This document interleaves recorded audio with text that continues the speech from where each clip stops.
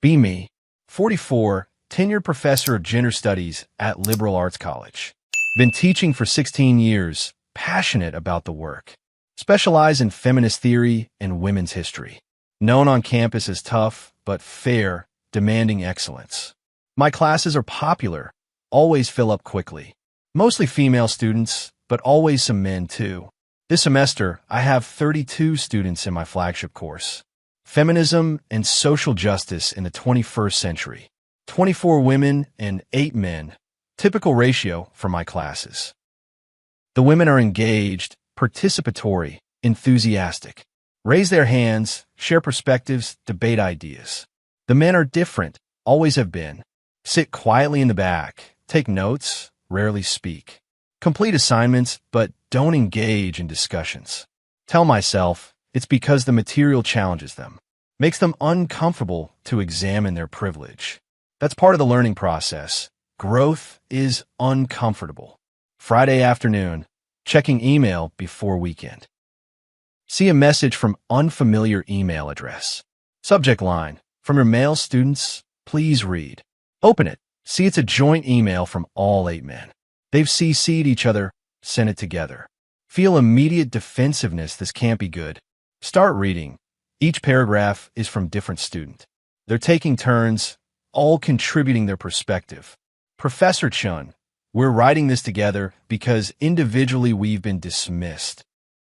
We've tried to raise concerns, been told we're being defensive. So we're presenting this collectively, hoping you'll listen. Already feeling attacked, but keep reading. First student, Michael, junior studying sociology. Your class is titled Feminism and Social Justice. But it feels more like why men are the problem.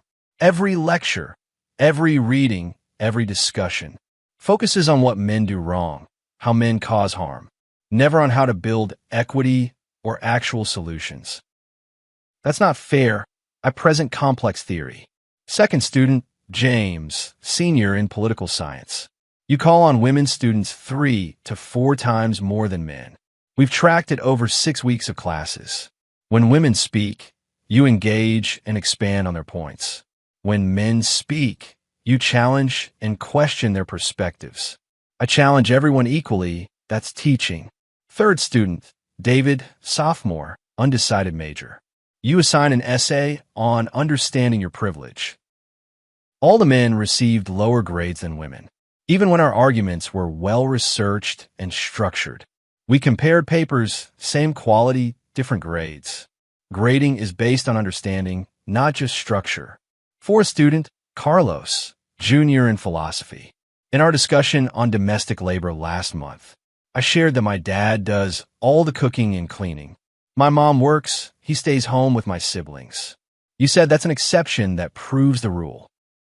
Then moved on without acknowledging it further. Statistical outliers don't disprove broader patterns. Fifth student, Ryan, senior in English. You use masculine pronouns when discussing negative examples. When someone refuses to see his privilege. When a person uses his power to dominate. But use feminine pronouns for positive examples. When she challenges the status quo. When a woman finds her voice. That's just reflecting reality of power structures. Sixth student, Tom, junior in history. You showed a documentary about toxic masculinity, listed traditional male traits as harmful, stoicism, competitiveness, emotional restraint. But those traits helped my grandfather survive Vietnam, helped my dad build a business that supports our family. They're not toxic, they're survival skills and virtues. Context matters, but the framework is still valid. Seventh student, Kevin, sophomore in psychology. Our midterm had a question about patriarchy. I argued that modern America has moved beyond strict patriarchy, cited women in leadership, legal equality, educational achievement. You wrote fundamentally misunderstand systemic oppression and gave me a C. My roommate wrote patriarchy is all-encompassing and unchanged. She got an A and you wrote excellent analysis. His answer showed lack of understanding of systems. Eighth student, Marcus, senior in economics. You require us to cite feminist scholars exclusively. when I cited a male academic's research on gender. You said it was centering male voices and didn't count it, but the research was peer-reviewed and relevant. You're excluding half of academic thought based on gender. Feminist scholarship needs to be centered in feminist classes. Then they write together, collective voice.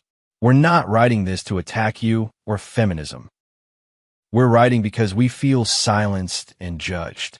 We entered your class wanting to learn and engage, but we leave every session feeling blamed and diminished. The accusations sting, feel unfair and exaggerated. They continue as a group. We've stopped participating because participation is punished. When we share perspectives, we're told we're being defensive. When we ask questions, we're told we're derailing. When we cite research, we're told we're mansplaining. That's not accurate. I encourage all voices. More collective paragraphs. We support gender equality, genuinely support it. We have mothers, sisters, girlfriends, friends we care about. We want women to have opportunities and respect. But your class doesn't teach equality. It teaches that being male means being the problem. They're missing the systemic analysis. We're planning to drop your class after this semester. All 8 of us, together, we've decided. Not because the material is challenging, but because the environment is hostile to male students. Feel panic rising, losing all my male students. We're giving you this feedback hoping you'll consider it. Hoping future male students will have different experience, where they can engage without being predetermined as the enemy, where their perspectives are valued, not just challenged, where they're seen as individuals, not as representatives of patriarchy. The email ends with all 8 names signed. Sit staring at my screen for 20 minutes. Initial reaction is defensive anger. They don't understand, they're resistant to learning. This is exactly the kind of fragility I teach about, but something nags at me, won't let me dismiss it. 8 students independently agreeing. Taking time to write this together. Risking my reaction, my grading, everything. They must really feel strongly about this. Spend the weekend unable to stop thinking about it. Pull up my grade book, look at the pattern. Women's average grade in my class, B+. Men's average grade in my class, B-. Could be performance difference, could be bias. Look at specific assignments they mentioned. The privilege essay, compare men's and women's papers. Find Michael's essay, well-written, thoroughly researched. He argues that privilege is complex and intersectional. That class and race intersect with gender. That reducing everything to gender misses nuance. I gave him AB-, wrote, needs deeper engagement with feminist theory. Find Sarah's essay on same topic. She argues that male privilege is universal and primary, that all other oppressions flow from patriarchy. Less research, more assertion than argument.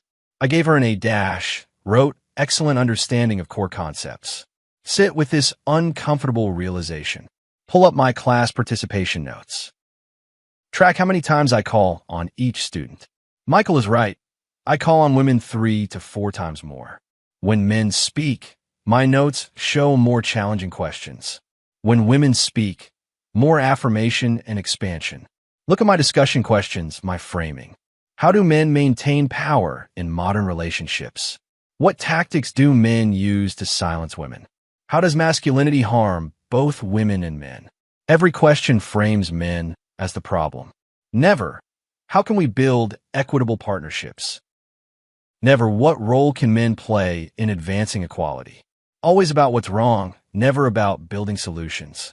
Monday morning, sit in my office before class, staring at the syllabus I've taught for 10 years, seeing it through their eyes for first time. Every reading is by a woman scholar. Every example of oppression centers women's experience. Every discussion of solutions excludes men's participation. The men in my class aren't learning partners. They're case studies of problematic behavior, representatives of a system, not individuals. Class starts in 30 minutes, have to decide something. Can dismiss the email as male fragility. Continue teaching as I always have, maintain standards. Or can actually listen, actually consider their perspective. Decide to do something I've never done. Start class by acknowledging the email. I received feedback from some students this weekend about how this class feels to them. I want to address it openly and honestly. The 8 men look shocked. Women look confused. I was told that male students feel targeted in this class, that the environment feels hostile rather than educational, that their perspectives are dismissed rather than engaged. The women start to protest. I raise my hand. I want us to sit with this feedback today. Not dismiss it, not debate it, just hear it. Can the men in this class share their honest experience? Long, uncomfortable silence. No one wants to speak first. Finally, Michael raises his hand tentatively. It's hard to engage when we're always the villains of the story. Every discussion positions men as the problem. Makes it feel like being male is inherently wrong. Some women start to argue. I ask them to wait. What would help? What would make this space better? James speaks up, voice shaking slightly. Maybe frame discussions around solutions, not just blame. Maybe include perspectives on how to build equality, not just documenting how men have failed. David adds his perspective, and maybe grade our arguments on their merit, not on whether they align with specific feminist conclusions. Let us engage with the theory critically, not just accept it. The women are getting uncomfortable now. One of my star students, Emma, speaks up, but we need to name the problem before we can solve it. And the problem is patriarchy, which is maintained by men. Carlos responds carefully. But I didn't create patriarchy. I was born into this system. Same as you were born into it. Can't we learn how to change it without personal blame? The discussion continues, tense but honest. The men sharing experiences I never acknowledged. The women defending the framework I've taught them. Me sitting with the discomfort of maybe being wrong. After class, ask the 8 men to stay. They look nervous, probably expecting retaliation. Thank you for the email, for your honesty. I've been thinking about it all weekend. They're surprised, expected defensiveness. I looked at my grading, my participation patterns. I looked at how I frame discussions and questions, and I think you're right about some things. Michael looks shocked. Really? Really, I've been teaching this class for 10 years. Never questioned whether my approach might be problematic. Never considered how it feels to be a male student here. Marcus speaks carefully. We're not against feminism or gender equality. We just want to be part of the conversation, not automatically the enemy. Exactly what they wrote in the email. Can you help me understand what would work better? How to teach this material without making you feel targeted. They look at each other, conferring silently. Tom speaks first. Maybe include male scholars who study gender. Show that men can contribute to understanding equality. Kevin adds, frame masculinity with nuance. Not all traditionally male traits are toxic. Some are valuable, just need to be balanced. Ryan suggests, grade based on critical thinking, not on whether we agree with specific conclusions. Let us engage with theory, even disagree respectfully. David brings up representation. Maybe invite male speakers who work on equality. Show that men can be allies without being the enemy. They're not asking me to abandon feminist theory, just to teach it in a way that includes rather than excludes. Spend the next week completely overhauling my syllabus. Add readings by male feminist scholars. Include research on positive masculinity. Reframe discussion questions around solutions. Change grading rubric to reward critical engagement, not just agreement with my perspective. Next class session, present the changes. I've revised our syllabus based on student feedback. We're going to approach the remaining material differently. Walk through the changes, the new framing. The men look hopeful. The women look confused. Emma raises her hand. Are we watering down the curriculum, catering to male comfort over women's truth? The question I expected, the resistance I understand. No, we're making it more intellectually rigorous by allowing space for critical engagement, by examining multiple perspectives on gender, by building solutions, not just documenting problems. Another female student, Ashley, challenges. But men already have all the voices, all the power. Why do we need to include them more in feminist spaces? Before I can answer, Marcus speaks up. I don't have power. I'm a 22-year-old student. I'm trying to learn, trying to understand. But I can't learn if I'm only here to be blamed. The dialogue that follows is uncomfortable but necessary. Women expressing fear of centering men again. Men expressing frustration at being prejudged. Me trying to facilitate without dictating conclusions. Over the next few weeks, class dynamic shifts. Men participate more, share perspectives more freely. Women engage with their ideas instead of dismissing them. Discussions become richer, more complex, more honest. My grading changes too, become more objective. Looking at argument quality, not just ideological alignment. The men's grades improve to match the women's. Not because I'm being easier, because I'm being fairer. Month after the email, Michael comes to office hours.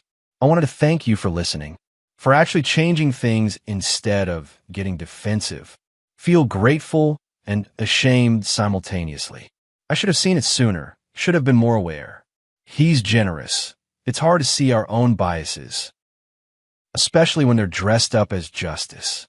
The observation is wise beyond his years. Are you still planning to drop the class? He shakes his head. None of us are now. We're actually engaged, actually learning. Feel like our perspectives matter. End of semester course evaluations come back. Highest rated semester I've ever had, from both male and female students. Comments mention intellectual rigor and fairness. Both groups feeling challenged but not attacked. Both groups feeling heard and valued. My department chair calls me in. Your evaluations are exceptional this semester. What changed? What did you do differently? Tell her about the email, the changes I made. About including male voices, grading more objectively. About framing toward solutions, not just problems. She's skeptical. Sounds like you capitulated to male comfort. Did you compromise the feminist framework? This is the question I've been asking myself. I made it more intellectually honest by allowing students to engage critically, by including diverse perspectives on gender, by examining masculinity with nuance, not just criticism. She's not convinced, thinks I've gone soft, but the results speak for themselves. Students are more engaged, learning more deeply. Men aren't disappearing from gender studies. They're participating, contributing, growing. Next semester, I teach the revised curriculum again. This time enrollment includes 12 men instead of 8. Word has spread that my class is actually educational, not just indoctrination or blame sessions. The men come ready to engage, not just endure. The women come ready to think critically, not just accept predetermined conclusions. First day, set the tone differently. This class is about understanding gender systems, how they developed, how they function, how they harm all of us, and how we can build more equitable alternatives. Emphasize the all of us and build alternatives. We'll examine feminism and masculinity with nuance. We'll include multiple perspectives and approaches. We'll grade on critical thinking, not ideological purity. Can feel the difference in the room. No one is defensive. Everyone is curious. Year later, I'm completely different professor. Still teaching feminist theory, still believing in equality, but approaching it with intellectual humility. Recognizing that excluding half of humanity doesn't advance equality, just shifts oppression. My classes are now known as the best in department. Challenging but fair, rigorous but inclusive. Students debate ideas instead of repeating dogma. Both men and women leave as better thinkers. Run into Michael on campus, he's graduating. Your class changed my whole perspective. Made me want to work on gender equality, but in a way that includes everyone. Feel proud and humbled. You changed my perspective too, by having courage to speak up, by not just accepting how things were. He smiles. That's what you taught us, to challenge systems that don't work, even when those systems are in feminist classrooms. The irony isn't lost on either of us. TFW, you get email from all your male students together. TFW, they explain why they're dropping your class. TFW, you treated them as the enemy by default. TFW, you graded based on ideology, not argument quality. TFW, you called on women 3 to 4 times more than men. TFW, every discussion framed men as the problem. TFW, you excluded male scholars from feminist curriculum. TFW, 8 students forced you to see your bias. TFW, changing your approach improved everyone's learning. TFW, intellectual honesty beat ideological purity. Still believe in feminism and gender equality. Still teach feminist theory and women's history. Still think examining power structures matters. But now understand that includes examining all of it, including how feminist spaces can become exclusionary, including how progressive ideology can become dogma, including how fighting for justice can create injustice. 8 male students taught me that. By collectively speaking up when individually dismissed. By risking grades and retaliation to demand fairness. By refusing to be scapegoats for systemic problems. They didn't reject feminism, they rejected bias. Didn't reject equality, they rejected blame. Didn't reject learning, they rejected indoctrination. That distinction matters enormously. And I was missing it for 16 years. Thinking I was educating, really alienating. Thinking I was empowering, really excluding. Thinking I was advancing justice, really just shifting targets. Now I teach differently, better. Include all voices, all perspectives. Grade on merit, not agreement. Frame toward solutions, not just blame. Build spaces where everyone can engage. Not just people who already agree with me. That's what education should be. What my classroom finally became. After 8 students forced me to see it. With one collective email. That changed everything. For them, for me, for all future students. Who will learn to think critically about gender. Instead of just accepting what they're told. That's the real feminist pedagogy. The one I should have practiced all along. Better at 44 than never. Better learning than staying certain. Better inclusion than ideology. That's what I teach now. What those 8 men taught me to teach. And I'm grateful they had the courage to speak up, to push back, to demand better from their professor, who thought she was already doing her best, but was really just reinforcing different bias with the same confidence and same blindness that I criticized in others while practicing it myself. That's the lesson I needed, that they gave me by refusing to stay silent. In a class that was supposed to liberate them, but was really just teaching them that some voices matter more than others, based on gender, just from different direction, than the patriarchy I was critiquing. Same problem, different packaging. Same harm, different targets. Same injustice, different ideology. Now I know better. Now I teach better. Now everyone learns better. Thanks to 8 students who demanded I practice what I preach. About listening to marginalized voices, even when those voices challenge my assumptions, even when those voices are male students, in a feminist classroom, where they should have been welcome, but felt like the enemy, until they made me see what I couldn't see before, my own bias disguised as justice, my own exclusion disguised as inclusion, my own certainty disguised as education. That's what they revealed, what I finally understood. What I finally changed. And everyone is better for it.